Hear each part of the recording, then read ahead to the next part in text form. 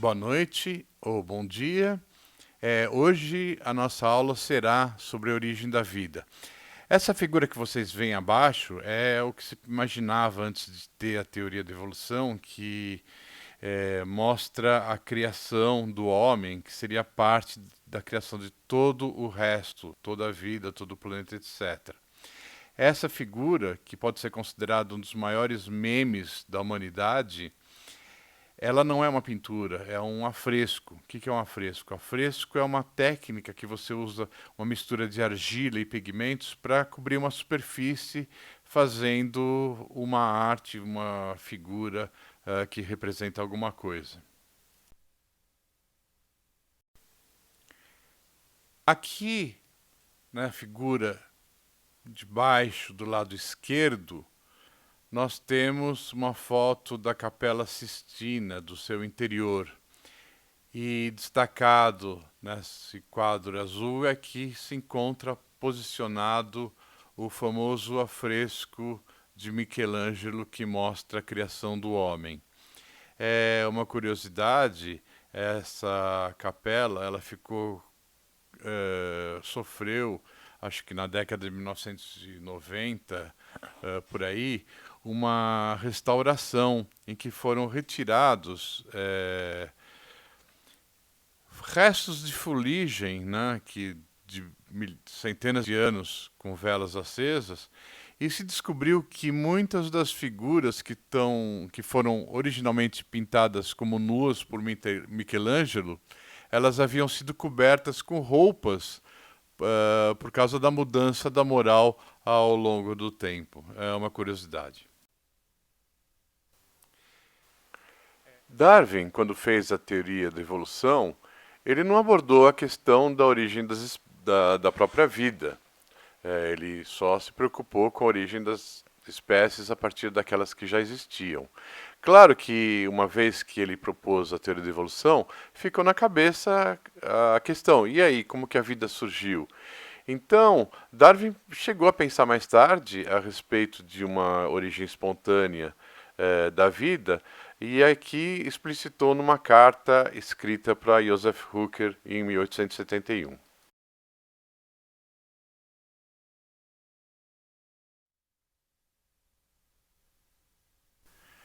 Aqui nós temos a tradução da carta da figura anterior. Disse frequentemente que todas as condições para a primeira produção de organismo vivo estão presentes, que poderiam mesmo ter estado sempre presentes.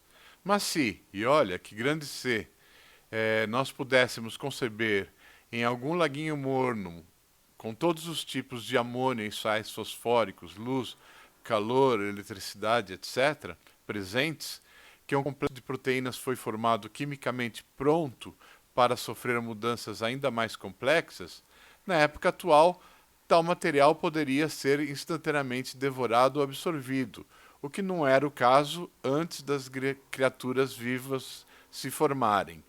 Então, o que ele está abordando é que você poderia ter sempre o aparecimento de vida, só que essa vida ela não iria para frente porque teria os outros seres vivos que dariam cabo disso daí.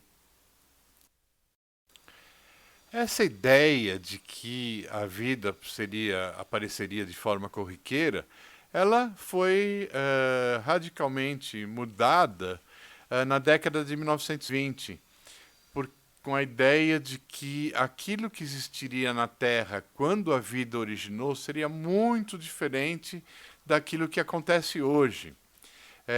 Então, teve o aparecimento por dois pesquisadores de forma independente, Haldane na Inglaterra e Oparin na Rússia.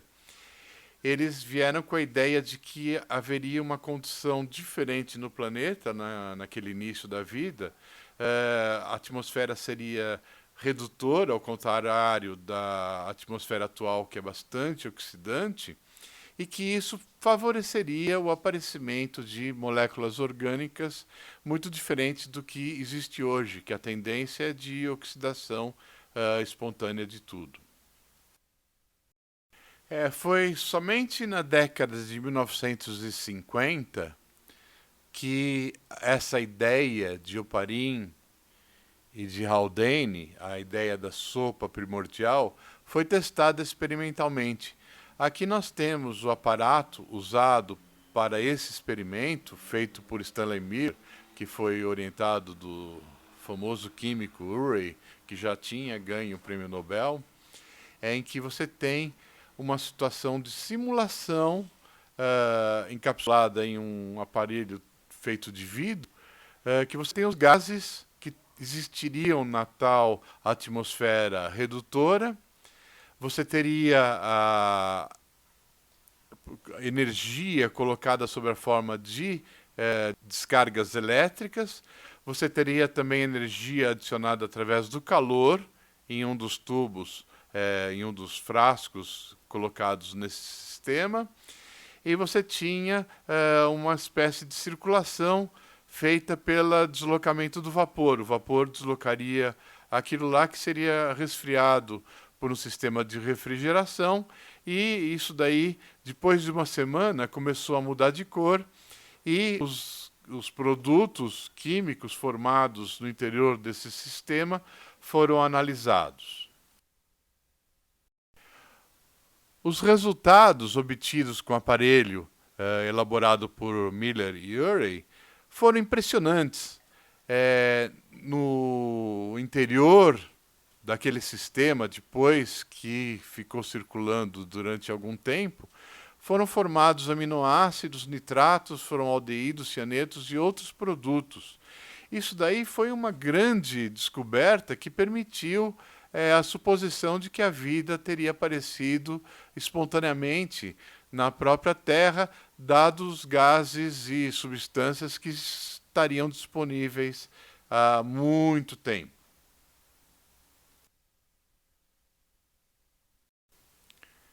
O ácido cianídrico, que é um daqueles produtos formados no sistema de Miller e Urey, é um componente bastante importante para a formação das bases nitrogenadas que são encontradas nos ácidos nucleicos.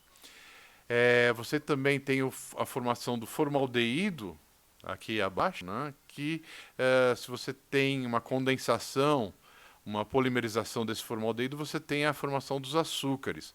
Açúcares são considerados como polidroxialdeídos ou polidroxicetonas. Você tem a circularização da ribose, que é um açúcar linear, você tem a forma em anel da ribose, que é a base do açúcar que existe nos ácidos nucleicos.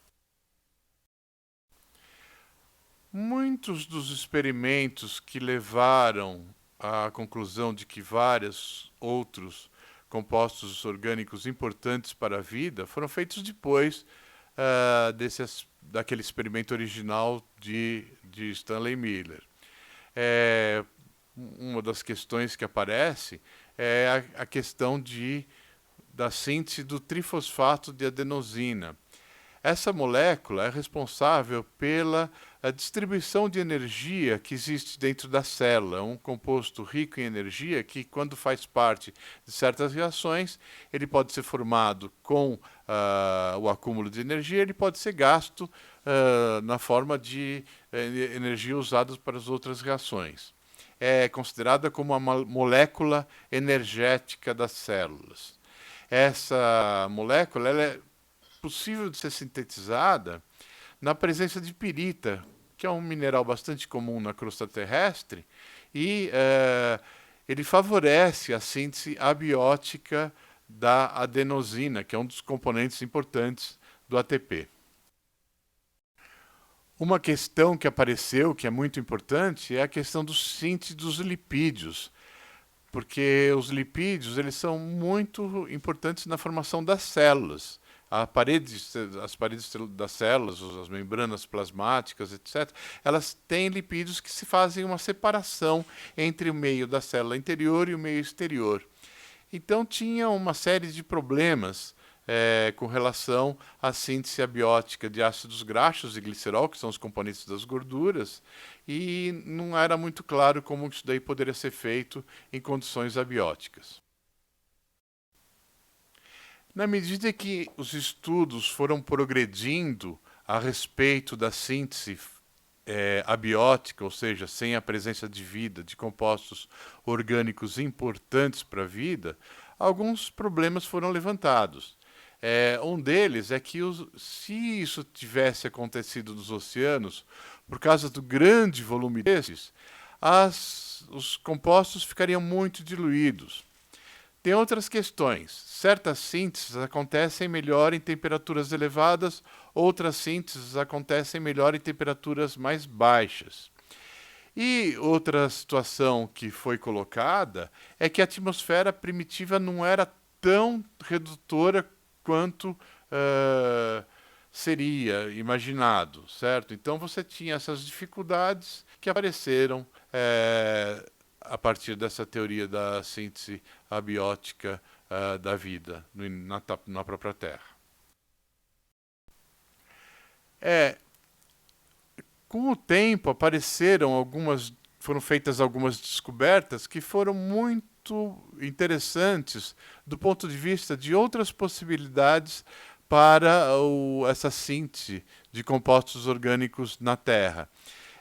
Uma dessas descobertas muito importantes foi feita por volta da década de 1980, é a descoberta de fontes hidrotérmicas, ou seja, é uma espécie de vulcão submarino em que você tem o aparecimento, a emersão de compostos originários do magma que vão entrar em contato com a água, aumentando bastante a temperatura. Uma coisa bastante interessante que acontece nessas grandes profundidades é que você tem pressões elevadíssimas. Então você não tem o problema de água ferver, né, e evaporar, porque você pode atingir temperaturas bem mais altas que o ponto de fervura da água na superfície, e então a questão de você ter altas temperaturas é satisfeita nessas situações.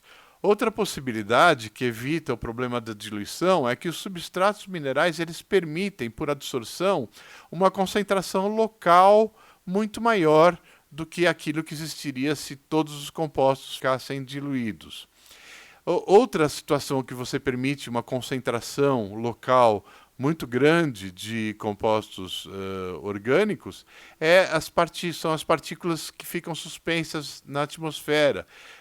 À medida que as gotículas, por causa de ação do mar, etc., elas ficam suspensas na atmosfera, e uma vez que você tem evaporação, você tem uma concentração local também bastante alta dos compostos orgânicos. Aqui nós temos uma fotografia que mostra uma dessas fontes hidrotérmicas. Ela está com a iluminação artificial, porque são águas muito profundas e onde não aparece a luz do sol. Então aqui você nota, né, não é uma fumaça, mas são partículas de suspensão que estão saindo desses mini vulcões abaixo da superfície do mar.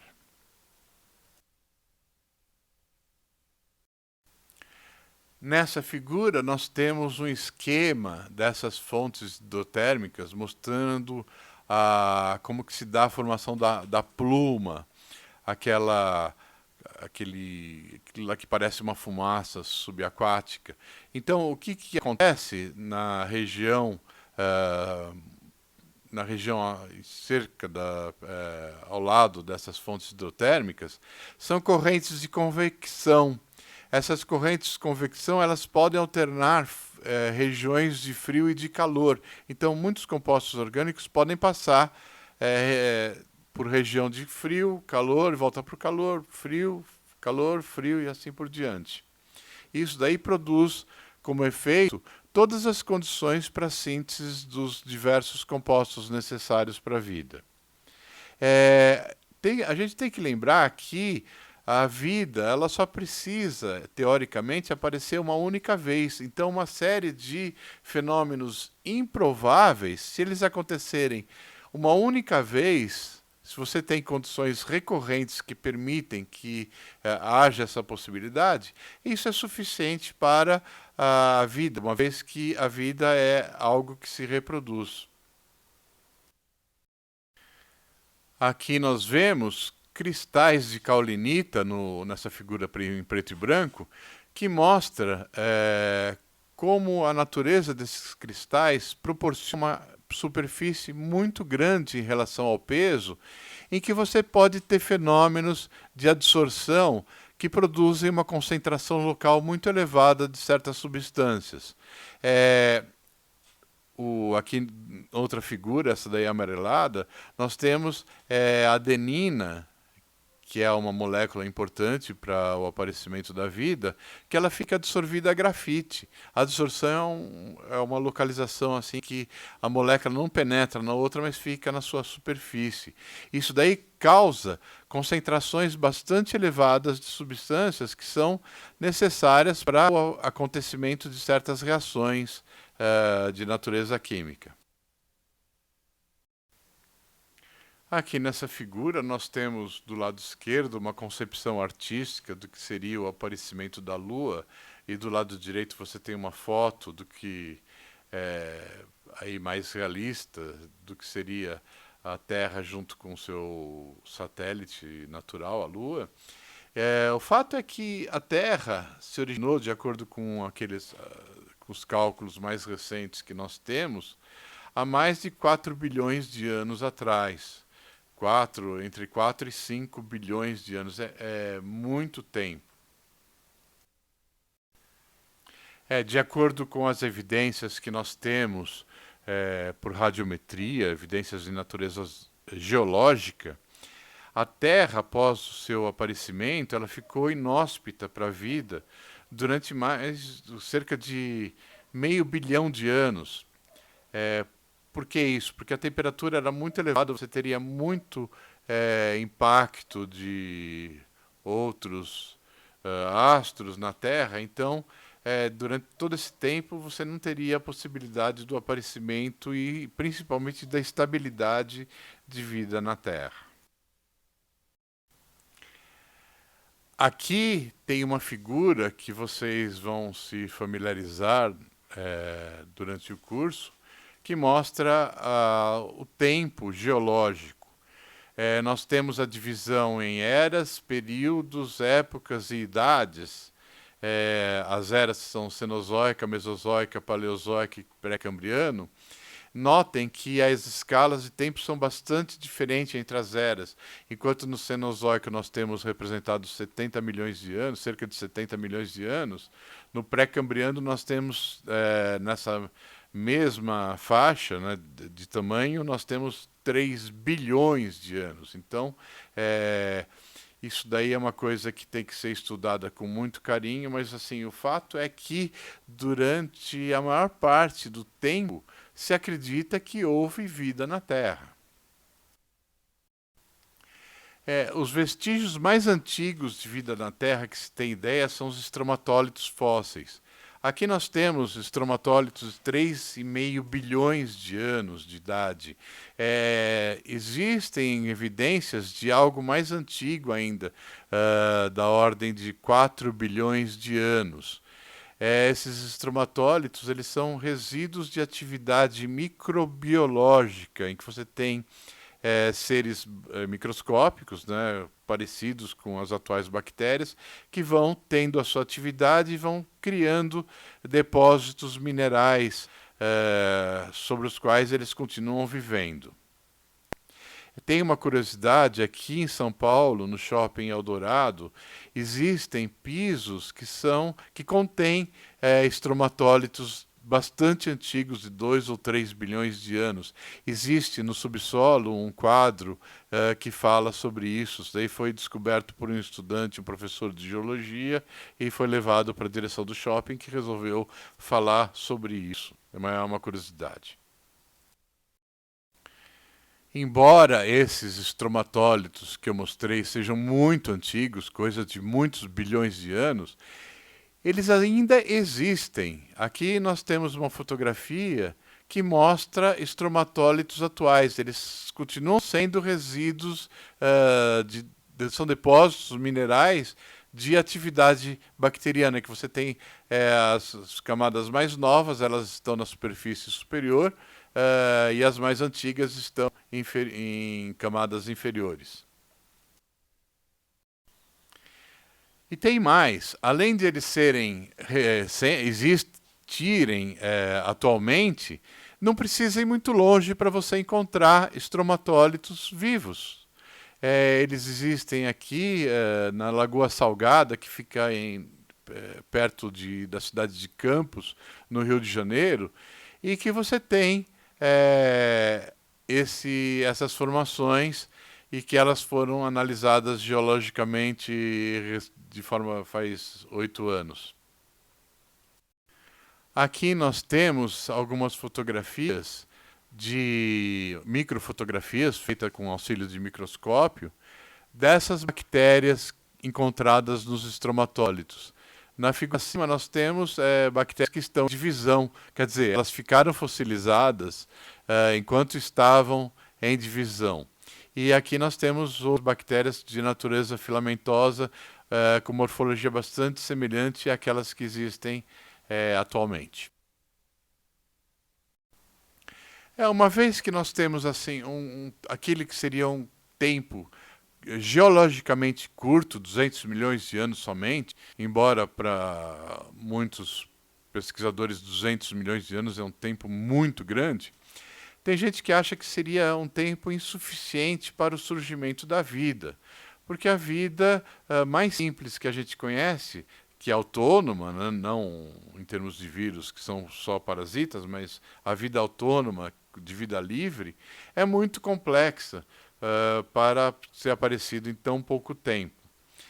Outro problema que aparece é a questão da síntese em condições pré-bióticas, porque quando você faz muita síntese no laboratório, você não obtém apenas um dos isômeros ópticos. Você obtém os dois misturados, são as chamadas misturas racêmicas. Acontece que nos seres vivos não existem misturas racêmicas de alguns compostos. Por exemplo, os açúcares, normalmente eles são D, e os aminoácidos normalmente eles são L. Então isso daí seria incompatível com a síntese pré-biótica, assim, numa análise mais superficial. Lembrando aqui um conceito importante da química orgânica, é o conceito da quiralidade. A existência de formas levógira e destrógira em compostos orgânicos. O que significa isso? Note que se você essas duas formas, esses dois isômeros, eles são extremamente parecidos, só que você não consegue fazer uma sobreposição de um com o outro. Eles são como se fossem um sendo reflexo do espelho do outro.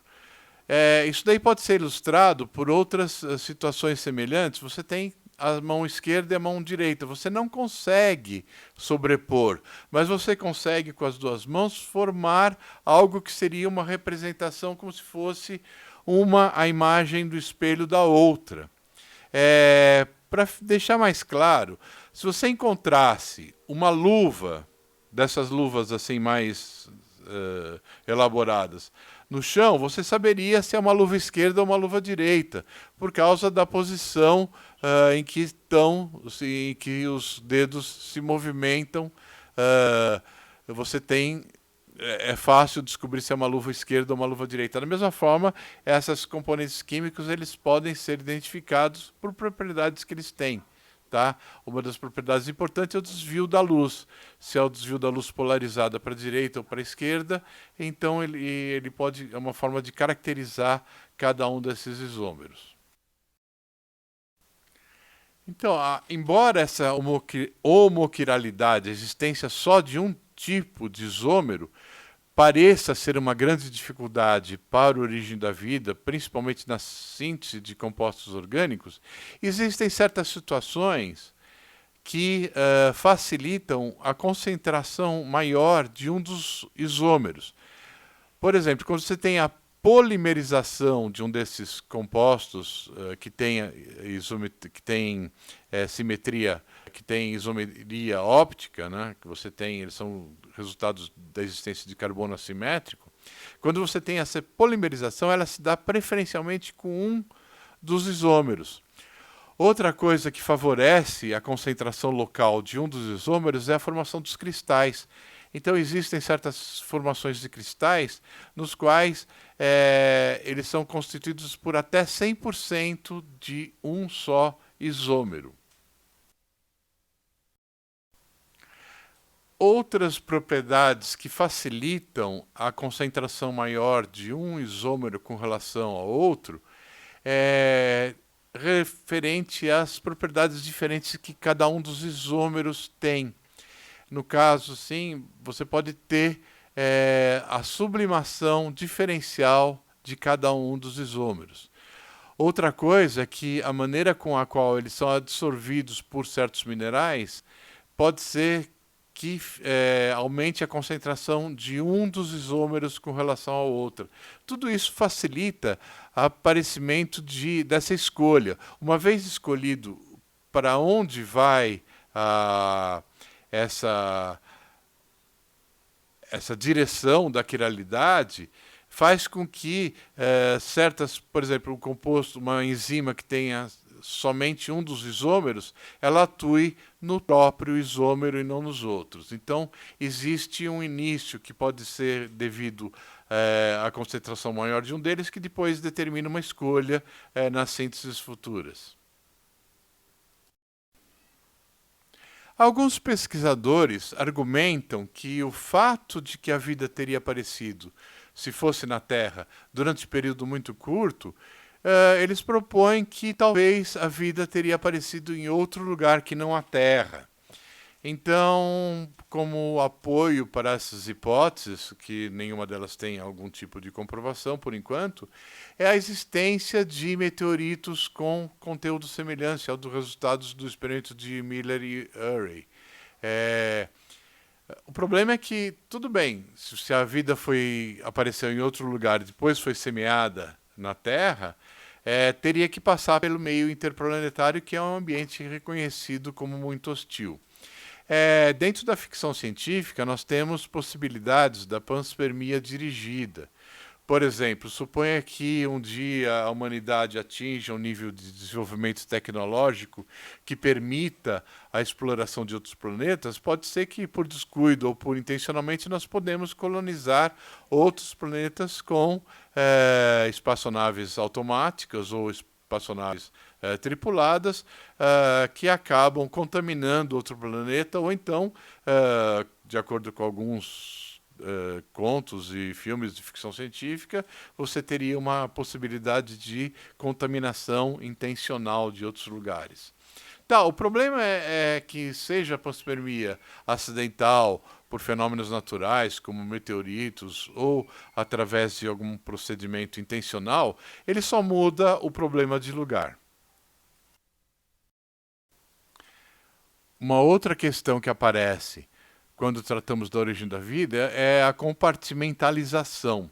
O que é a compartimentalização? As células são as únicas estruturas que comportam seres vivos de vida autônoma. Tá? Existem vírus que não são celulares, mas todos os seres vivos que vivem autonomamente, eles são compartimentalizados. Isso daí não é uma grande dificuldade, porque existe a formação dessas partículas que permitem a existência de meio interior e meio exterior de forma totalmente espontânea. Por exemplo, com a agregação de lipídios que formam micelas, né, que têm um meio interior e meio exterior, ou conservados, que são são estruturas que aparecem de acordo com certas misturas de polímeros que a gente faz, como com proteínas ou até mesmo com goma arábica. A partir da composição esperada que a Terra primitiva tinha, a partir de experimentos de simulação, a partir de termos ideia da época que teria surgido a vida na Terra ou mesmo fora dela, existem outras questões que são bastante relevantes para a questão da origem da vida. Uma delas é a própria natureza da química da vida. Hoje nós sabemos que a vida é baseada em uma química especial, a química do carbono, a química dos ácidos nucleicos, das proteínas. Então a questão que se coloca é como que essa complexidade teria surgido. Quem veio primeiro?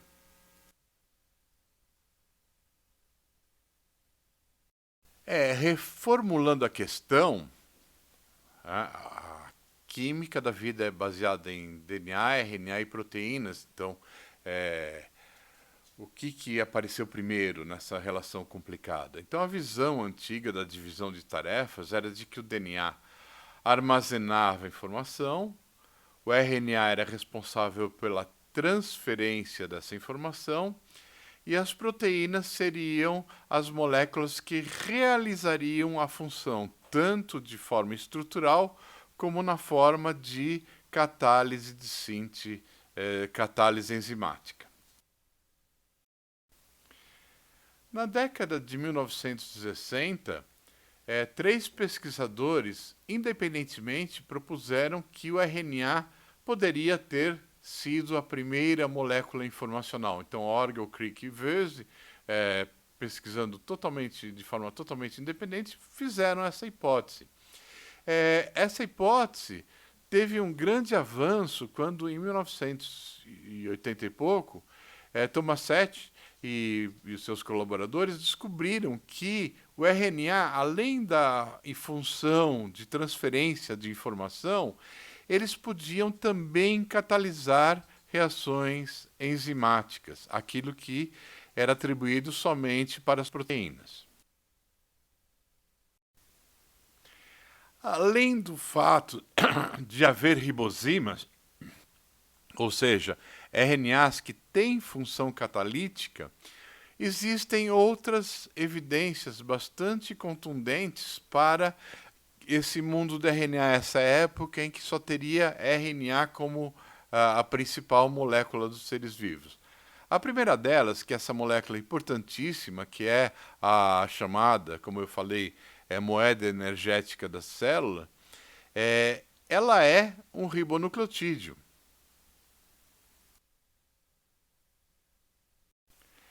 O NAD, que significa nicotinamida adenina dinucleotídeo, é uma molécula também bastante importante para o metabolismo celular, faz parte de várias reações importantes fisiológicas dentro da célula.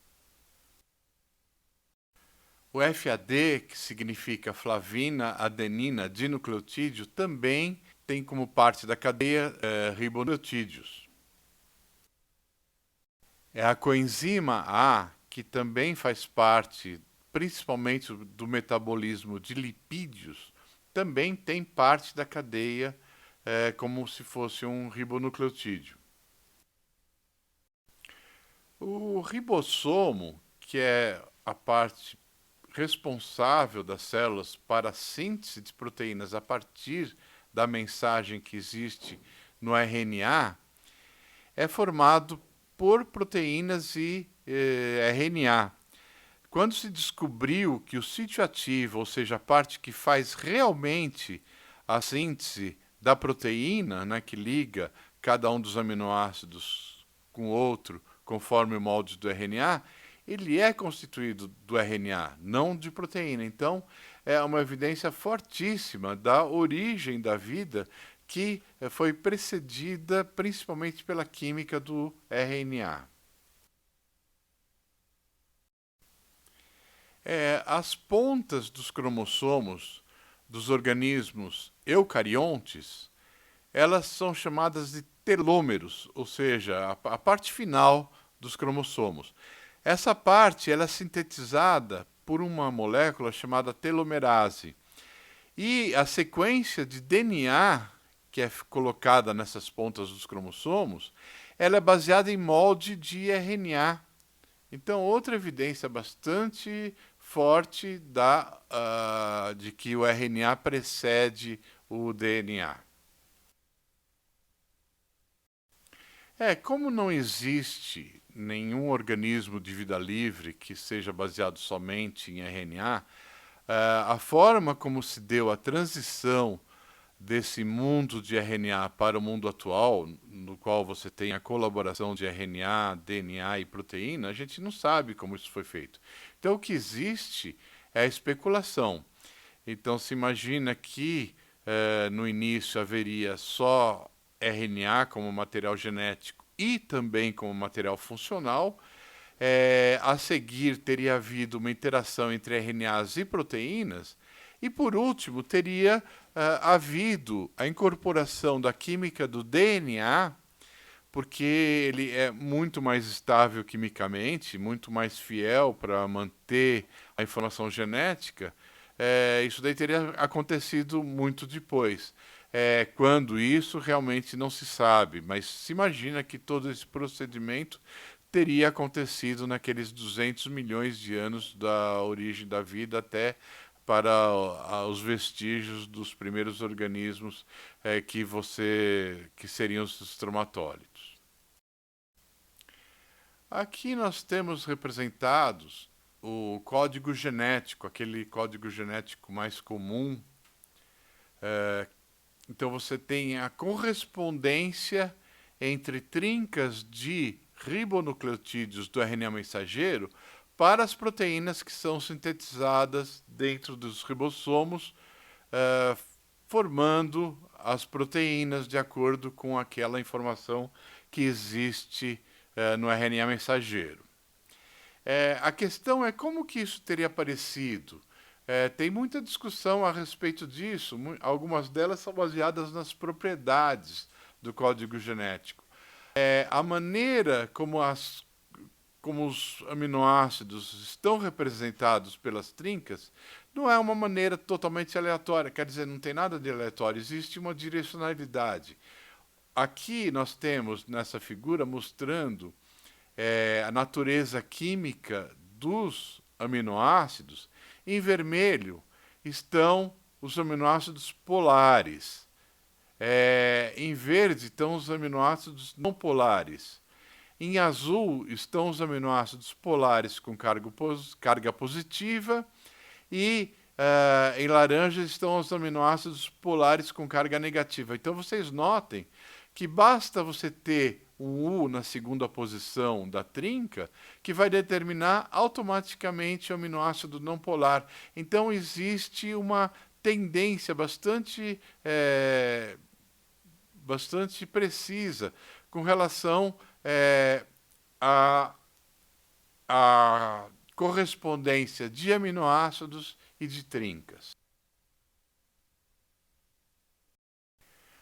Nós temos aqui uma outra maneira de representar o código genético, mas privilegiando a estrutura dos aminoácidos.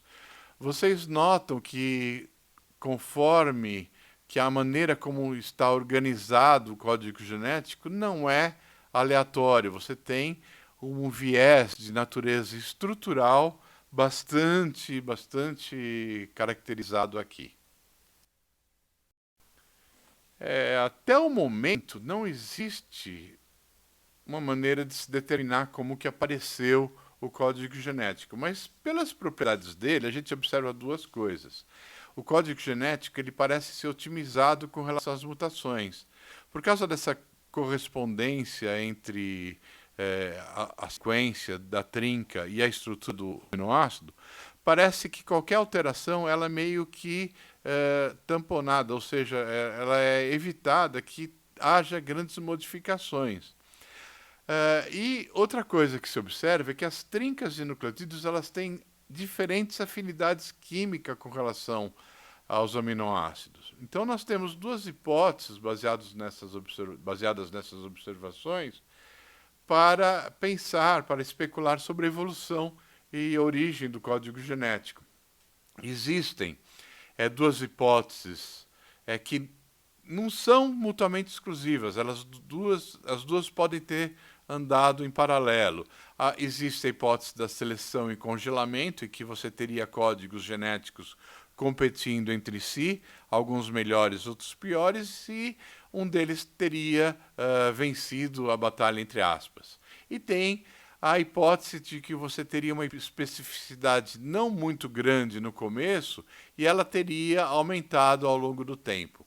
Não temos elementos para responder isso, mas essa foi a última questão que nós abordamos aqui nessa apresentação sobre a origem da vida. Então, recapitulando rapidamente, você tem a pesquisa que vai em cima de simulações a respeito de quais seriam os mecanismos químicos que originaram os primeiros compostos orgânicos passíveis de serem utilizados pelos seres vivos, e você tem, por outro lado, a análise dos seres vivos em geral para chegar à conclusão do que eles têm em comum. Então, essas duas abordagens, uma que vai de baixo para cima e outra de cima para baixo, elas se complementam e permitem a gente saber mais ou menos como que teria se dado essas etapas importantes para o aparecimento dos seres vivos. Tá, muito obrigado, até a próxima aula.